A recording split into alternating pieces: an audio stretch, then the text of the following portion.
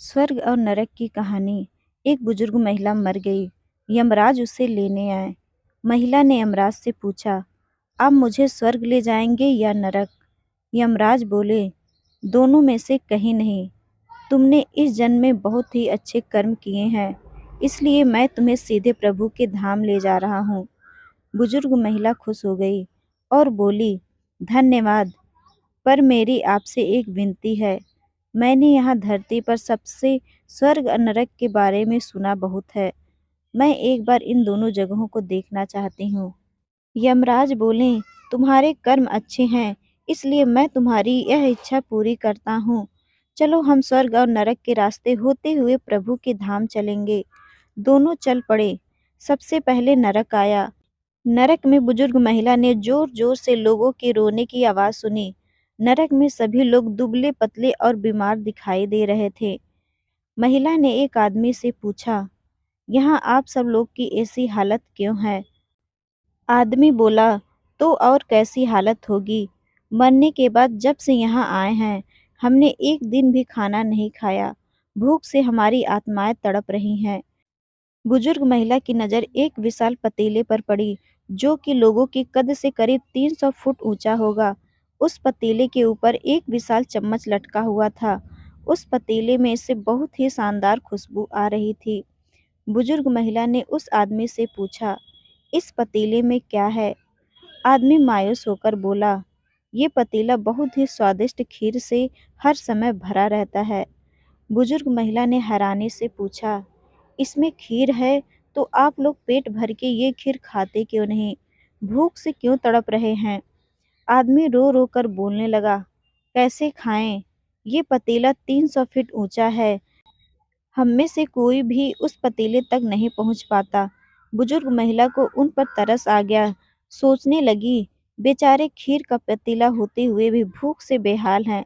शायद ईश्वर ने इन्हें यही दंड दिया होगा। यमराज बुजुर्ग महिला से बोले, चलो हमें देर हो रही है। दोनों चल पड़े। कुछ दूर चलने पर स्वर्ग आया। वहां पर बुजुर्ग महिला को सबके हंसने खिलखिलाने की आवाज सुनाई दी। सब लोग बहुत खुश दिखाई दे रहे थे। उनको खुश देखकर बुजुर्ग महिला भी बहुत खुश हो गई। पर वहां स्वर्ग में भी बुजुर्ग महिला की नजर वैसे ही 300 फुट ऊंचे पतीले पर पड़ी, जैसा नरक में था। उसके ऊपर भी वैसे ही चम्मच लटका हुआ था। बुजुर्ग महिला ने वहां लोगों से पूछा, इस पतीले में क्या है? स्वर्ग के लोग बोले, इसमें बहुत ही स्वादिष्ट खीर है। बुजुर्ग महिला हैरान हो गई। उनसे बोली, पर ये पतीला तो 300 फीट ऊंचा है। आप लोग तो इस तक पहुंच ही नहीं पाते होंगे। उस हिसाब से तो आप लोगों को खाना मिलता ही नहीं होगा। आप लोग भूख से बेहाल होंगे। पर मुझे तो आप सभी इतने खुश लग रहे हो, ये कैसे? लोग बोले, हम तो सभी लोग इस पतीले में से पेट भर के खीर खाते हैं। महिला बोली, पर कैसे? पतीला तो बहुत ऊंचा है। लोग बोले, तो क्या हो गया? पतीला ऊंचा है तो यहाँ पर कितने सारे पेड़ हैं। ईश्वर ने ये पेड़ पौधे, नदी, झरने हम मनुष्य के उपयोग के लिए तो बनाए हैं। हमने इन पेड़ों की लकड़ी ली, उसको काटा, फिर लकड़ियों के टुकड़ों को जोड़ के विशाल सीढ़ी का निर्माण किया। उस लकड़ी की सीढ़ी के सहारे हम पतीले तक पहुंचते हैं और सब मिलकर खीर का आनंद लेते हैं। बुजुर्ग महिला यमराज की तरफ देखने लगी। यमराज मुस्कुराए बोले, ईश्वर ने स्वर्ग और नरक मनुष्य के हाथों में ही सौंप रखा है। चाहे तो अपने लिए नरक बना ले, चाहे तो अपने लिए स्वर्ग। ईश्वर ने सबको एक समान हालतों में डाला है। उसके लिए उसके सभी बच्चे एक समान हैं। वो किसी से भेदभाव नहीं करते। वहाँ नरक में भी पेड़ पौधे सब थे, पर वो लोग खुद ही आलसी हैं। उन्हें खीर हाथ में चाहिए।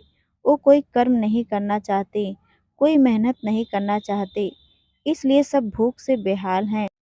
यही तो ईश्वर की बनाई इस दुनिया का नियम है। जो कर्म करेगा, मेहनत करेगा, उसी को मीठा फल खाने को मिलेगा। अर्थात स्वर्ग एवं नरक आपके हाथ में ही है। मेहनत करें, अच्छे कर्म करें और अपने जीवन को स्वर्ग बनाएं।